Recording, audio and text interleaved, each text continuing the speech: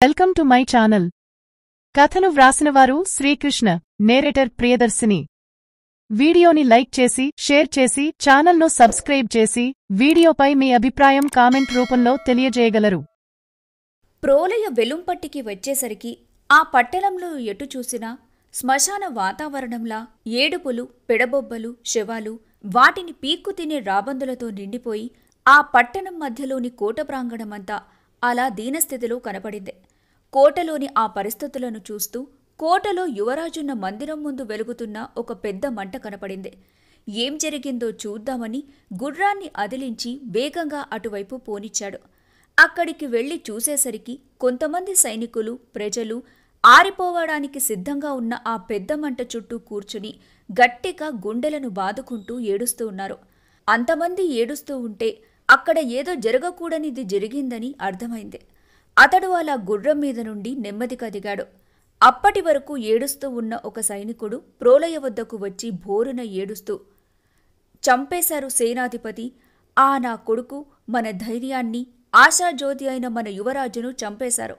వారు చెప్పినట్లు తల వంచి క్షమాపణలు చెప్పలేదని మన వినాయక దేవుడిని నాలుక తెగ్గోసి తలకిందులుగా నిప్పుల్లో తోసి చంపేశారు అని నెమ్మదిగా వంగి ప్రోలయ కాళ్ల మీద పడిపోతూ అలా ఏడుస్తూనే ఉండిపోయాడతడు. వినాయక దేవుడు చనిపోయాడని తెలియకాని ప్రోలయ కళ్ల నుండి అప్రయత్నంగానే కన్నీరు జలజలరాలాయి. ముఖం బాధతో నిండిపోయింది. అలా కొన్ని క్షణాల తర్వాత ఆరిపోతున్న ఆ చితిమంటను చూడగానే చిత్రహింసలకు గురిచేసి నాలుక కోసి నిప్పుల్లో తోసిన దృశ్యాలు ప్రోలయ కళ్ల ముందు లీలగా కనిపించాయి. అంతే, ప్రోలయ కళ్ళు కోపంతో ఎరుపెక్కాయి. బాధగా ఉన్న ముఖం రౌద్రంగా మారిపోయింది. వస్తున్న కన్నీటిని, బాధను ఆపుకొని కాళ్లమీద పడి ఏడుస్తున్న సైనికుడిని పైకి లేపి పళ్ళు కొరుకుతూ, ఇంత దారుణమైన పని చేసిన వారు ఎక్కడా అని అడిగాడు. ఆ సైనికుడు కళ్ళు తుడుచుకుంటూ వస్తున్న ఏడుపును ఆపుకుంటూ, మన యువరాజును చంపిన తర్వాత వారు కోటలో ఉన్న ప్రజల ధనాన్ని, బంగారాన్ని దోచుకొని చాలాసేపటికి ముందే ఇక్కడ్నుంచి వెళ్లిపోయారు అని చెప్పాడు. అంతే, ప్రోలయ క్షణం కూడా ఆలస్యం చేయకుండా తన గుర్రాన్ని ఎక్కి ఒర నుండి కత్తి బయటకు తీసి, ఇంత దారుణమైన పనులు చేసిన వారెవరూ మన రాజ్య సరిహద్దులు దాటి ప్రాణాలతో వెళ్లకూడదు అని గుర్రాన్ని వెనక్కి తిప్పాడు. అప్పుడు వెనక నుండి, ఒక్క క్షణం ఆగండి నాయక అని అప్పటి వరకు ఏడుస్తూ ఉన్న సామాన్య ప్రజల్లో ఒకడు అరవటంతో సకలించి ముందుకు ఉరకడానికి సిద్ధమైన తన గుర్రాన్ని క్షణంలో ఆపి ప్రోలయ వెనక్కి తిరిగి చూశాడు. ఈ యుద్ధం మీది మాత్రమే కాదు, యువరాజు రూపంలో ఉన్న మా ఆశల శిఖరాన్ని కూల్చి నిప్పుల్లో కాల్చేసినందుకు మాది కూడా. మేము కూడా మీతో పాటు వస్తాము అన్నాడు. అతడిలో ఉన్న కసిని చూసి సరే అన్నట్టుగా ప్రోలయ తల ఊపాడు. అంతే, ఆ యువకుడితో పాటు అక్కడున్న ప్రజలందరూ కూడా పలుగు, పార, గొడ్డలి, కొడవలి ఏది దొరికితే దాన్ని ఆయుధంగా తీసుకొని ప్రోలయ వెంట కదిలారు. తమ ప్రాంతాలను దోచుకుని వెళ్లిపోతున్న బహమనీలను ఆపడానికి ప్రోలయతో పాటున్న కొంతమంది అశ్విక సైనికులు ముందుగా వెళ్లారు. అలా కొంత దూరం వెళ్లాక బహమనీ సైనికులు ప్రోలయకు కనబడ్డారు. వారిని చూడగానే గుర్రాలను మరింత వేగంగా ముందుకు ఉరికించారు ప్రోలయ సైనికులు.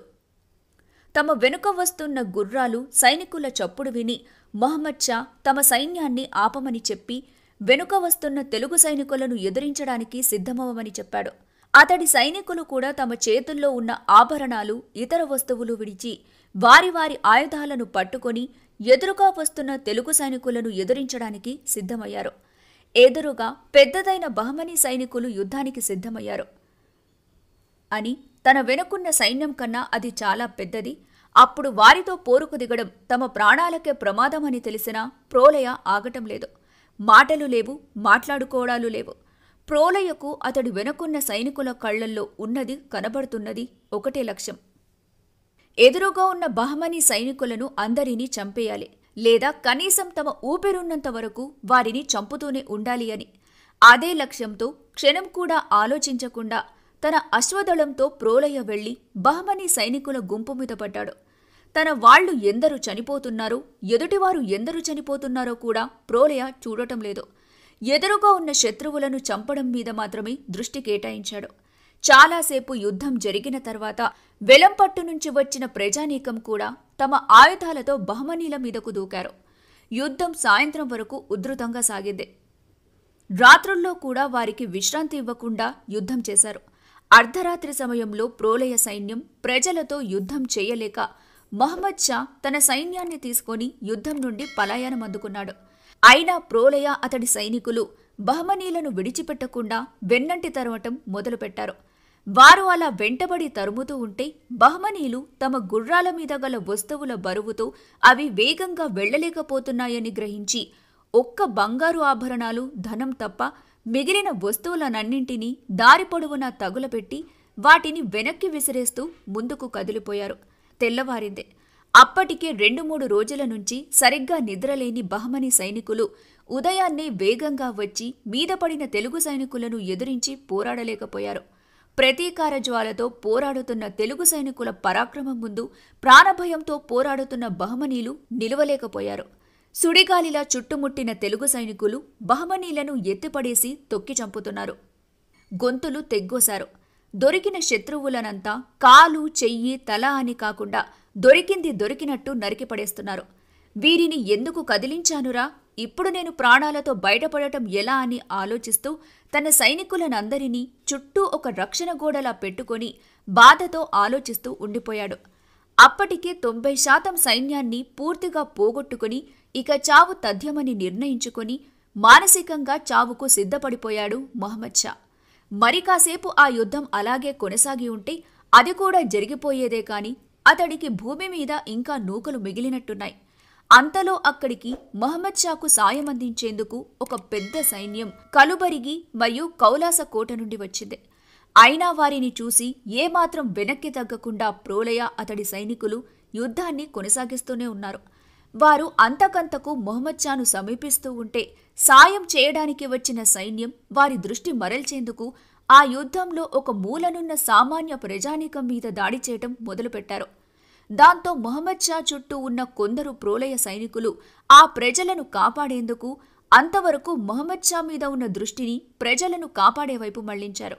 కాని ప్రోలయ మాత్రం వెనక్కి తగ్గడం లేదు. అతడి చుట్టూ ఉన్న సైనికులను తోసుకుంటూ అడ్డొచ్చిన వారిని కోసి శవాలు కుప్పచేస్తూ వారిని తొక్కుకుంటూ కాసేపటికి మహమ్మద్ షాను చేరుకున్నాడు. అతడు కూడా ప్రాణభయంతో కత్తి అందుకొని ప్రోలయ మీద కలపడ్డాడు. అయినా కాసేపటికే తన ఆయుధాన్ని, శక్తిని కూడా కోల్పోయి కిందపడ్డాడు. ఇక ప్రోలయ తన చేతిలో ఉన్న కత్తితో మహమ్మద్ షా తల నరకడమే తరువాయనుకుంటున్న సమయంలో కొందరు బహమనీ సైనికులు ప్రోలయ కళ్లల్లో దుమ్ము చల్లారు. దాంతో ప్రోలయ కళ్ళు మూసుకుపోయాయి. అయినా ఒక అంచనా ప్రకారం మహమ్మద్ షా వైపు కత్తి జులిపించాడు. మహమ్మద్ షా గట్టిగా అరవటం ప్రోలయ చెవిలో పడింది. అప్పుడు ప్రోలయ కాస్త శాంతించాడు. అప్పుడే యుద్ధం కూడా ఆగిపోయింది. బహమనీ సైనికులు యుద్ధాన్ని విరమించి వారి రాజ్యం వైపు వారు వెళ్లిపోయారు. దాంతో తెలుగు సైనికులు కూడా యుద్ధాన్ని ఆపేశారు. ఒకరు వచ్చి ప్రోలయకు కళ్ళు కడుక్కోవటానికి కూజాతో నీరు అందించారు. అతడు నెమ్మదిగా తన కంటిలో పడిన దుమ్మును నీటితో కడుక్కొని కాస్త సేద తీరిన తర్వాత ఆ మహమ్మద్ షా చచ్చాడా అని పక్కనున్న తన సైనికులను అడిగాడు. దానికక్కడున్న సైనికులు మౌనంగా నిలబడి ప్రోలయ కేసి చూస్తూ ఉండిపోయారు. దాంతో ప్రోలయకు అనుమానం బలపడి తన ముఖ్య అనుచరుడినొకడిని పట్టుకుని ఊపుతూ ఆ మహమ్మద్ షా చచ్చాడా లేదా అని మళ్లీ అడగటంతో సేనాధిపతి, మీ కత్తిపోటు నుండి అతడు త్రుటిలో తప్పించుకున్నాడు అని బదులు చెప్పాడు. దాంతో ప్రోలయ ఆశ్చర్యపోయి, లేదు, వాడి చావుకేక నేను విన్నాను అని చెప్పాడు. అవును సేనాధిపతి, ఆ మహమ్మద్ షా అరిచాడు, కాని చనిపోయి కాదు. మీ కత్తివేటు అతడి చేతికి తీవ్రమైన గాయం చేసింది, దానికతడు అరిచాడు అని తన అనుచరుడు చెప్పిన సమాధానంతో ప్రోలయ నిరాశలో మునిగిపోయి ఆకాశం వంక చూసి గట్టిగా అరిచి, వాడు బ్రతకడానికి వీల్లేదు, వాడు చచ్చి తీరాల్సిందే. ఇప్పటికీ వాళ్లు చాలా దూరం వెళ్ళుండరు. పదండి, వాడిని చంపి కాని మనం వెనక్కి రాకూడదు అని ప్రోలయ తన సైనికులను పురమాయించాడు.